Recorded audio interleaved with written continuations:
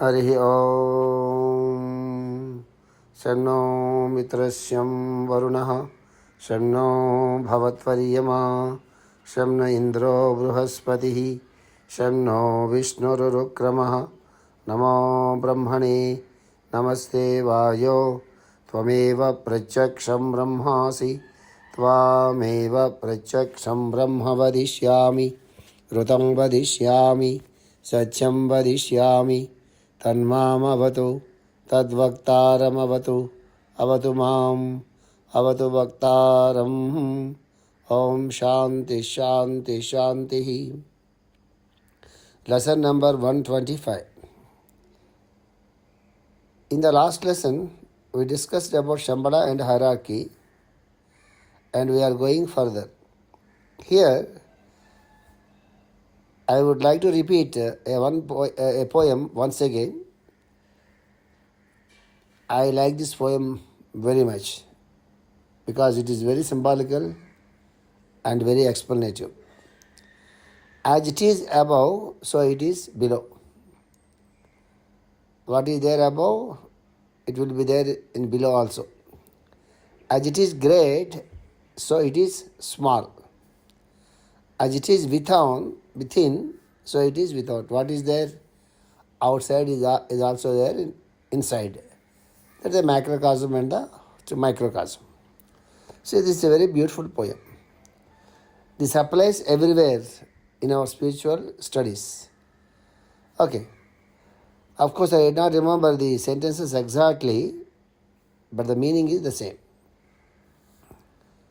The point is here, when there is a hierarchy and Shambhala to the earth or to us, there must be hierarchies and Shambhalas to the other solar systems also. This is the point we have to understand here. When there is hierarchy and Shambhala to our earth or to the humanity, there must be hierarchies and Shambhalas also to the other solar systems. Those hierarchies are taking care of the solar systems. They are stimulating the solar system into further initiations. When we read the books of Alice A. Bailey, she clearly explains about the 5 solar systems and 7 solar systems. 5 non-sacred suns and 7 sacred suns. She also explained how the 5 non-sacred solar systems receive initiations from the 7 sacred solar systems. These 7 greater solar systems are called spiritual solar systems or sacred suns. I already mentioned in my previous lectures that sacred and non-sacred means less spiritually evolved and more spiritually evolved. These 12 solar systems form as a cluster which forms one unit.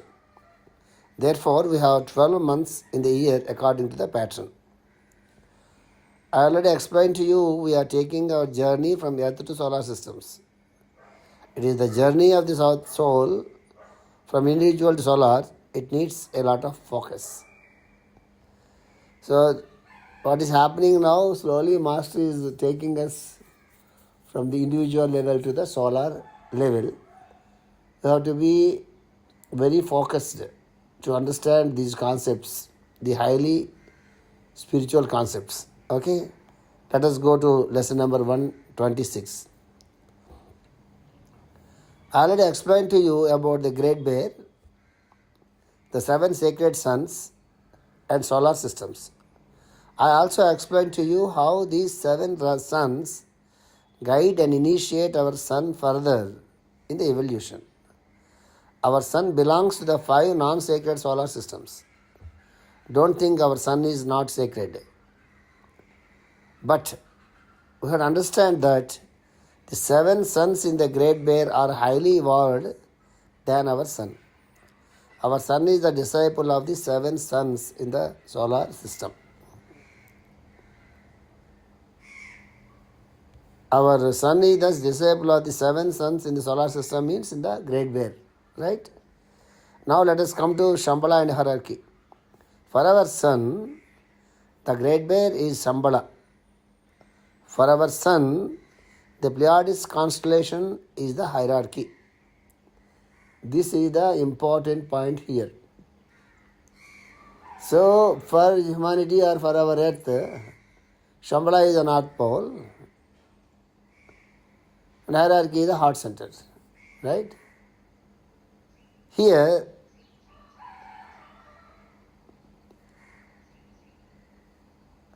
now let us come to Shambhala and hierarchy. For our sun, the Great Bear is Shambhala. For our sun, the Pleiades constellation is the hierarchy.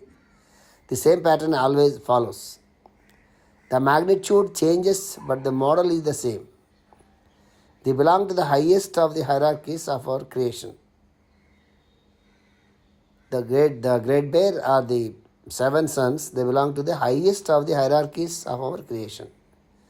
Blavatsky calls them the highest group of hierarchies of creation. They are composed of planes and flames. They are composed of planes and flames.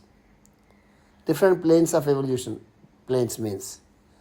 Don't compare these flames with the flames on the earth. On our earth, flame requires fuel, while in the solar system, fire does not require any fuel. It is only brilliance, which we call consciousness. What we call consciousness, intelligence, and thought is only fire on the spiritual plane. If we imagine our mind as a form of fire, we can also imagine the flames. We can call our thoughts the flames of mental fire. Here we have to understand about the phenomenon of our sun globe also. Now what scientists are telling that there are a lot of gases there in the sun. Because of these gases, sun always burns. Though it looks like a planet or a globe, actually if you see the pictures of the sun in the net, it is always a lot of fires are there. All the time it is burning and burning and burning. So something is burning means there must be fuel or gas.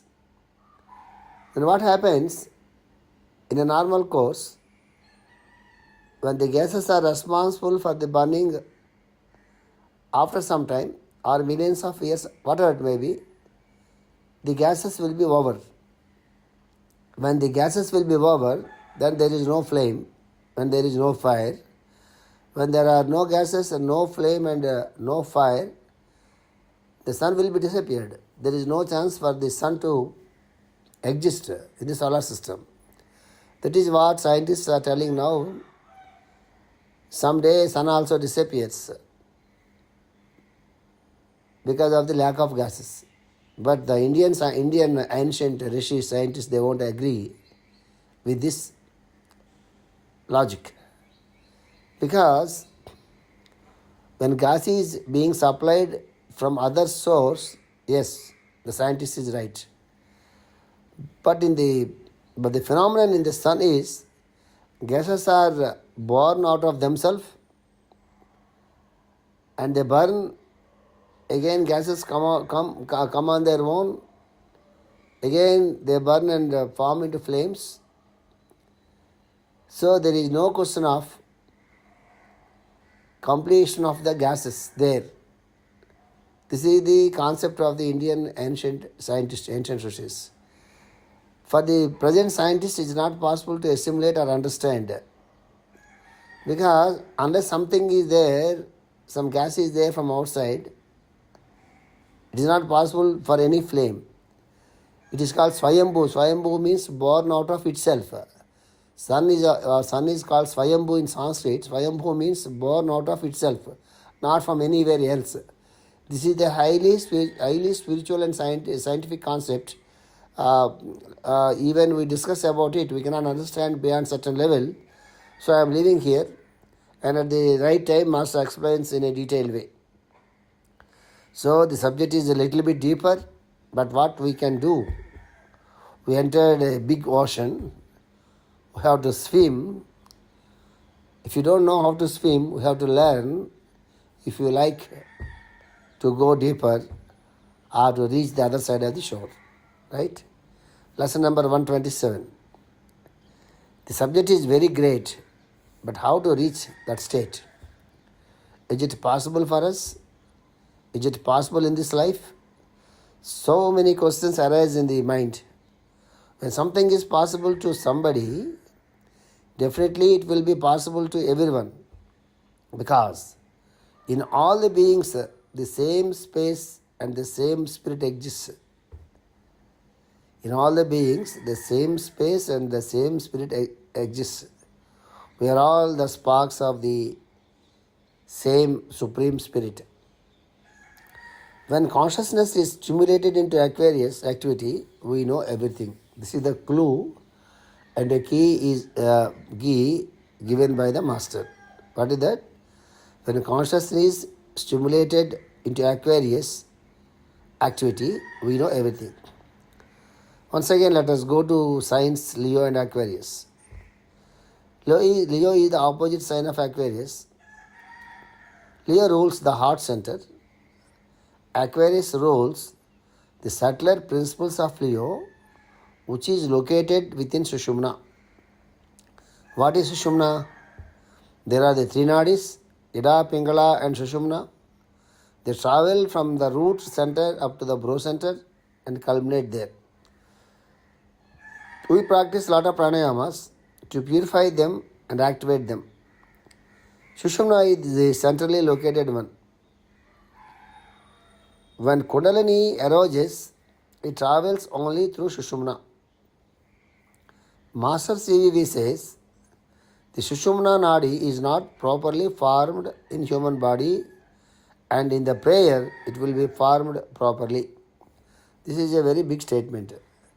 Because if you go through the science of yoga, if you read the books of the many great yogis, they will explain a lot of things about Ida and Pingala and Sushumna, the right the right nadi and the left nadi, and in between Sushumna is there. They have given a lot of pranayamas, and they say if somebody do these pranayamas regularly, there is the possibility of awakening of Kundalini, and this Kundalini from the root center slowly and comes up, and reaches the brow center or the head center through Sushumna.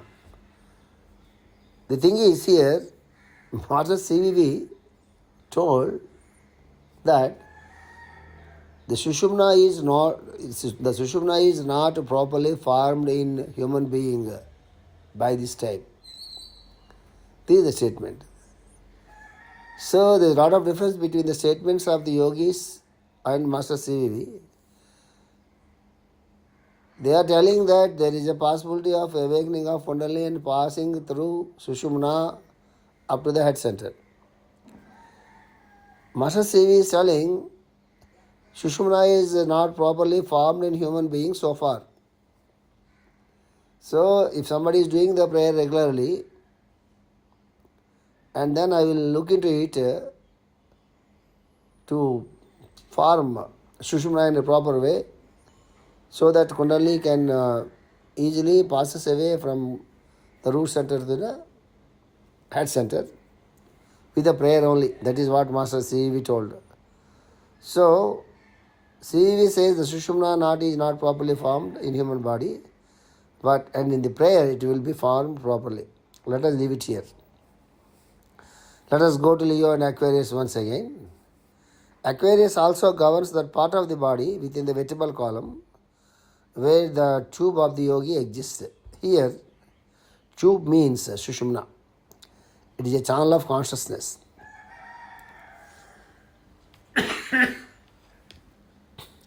A steam-like substance is working as the medium of consciousness. A steam-like substance is working as the medium of consciousness. A steam-like substance passes through Sushumna. This is what is telling. There are pranayamas, and people say when they are doing those pranayamas, they feel like a steam passing from the root center to to the head center. Lot of books are there on that. But Master E.K. never proposed or recommended to do the pranayamas or practices of Kundalini separately. It is very dangerous to the health. That's why I am not going into those practices. Right? Some pranayama practices are there, but I am not permitted to discuss openly. As per Master E.K., if we do the prayer regularly and live an impersonal life with all love and compassion, doing some selfless service, Master C will take care of our spiritual evolution. This is what Master E.K. told in his lessons. So, with this,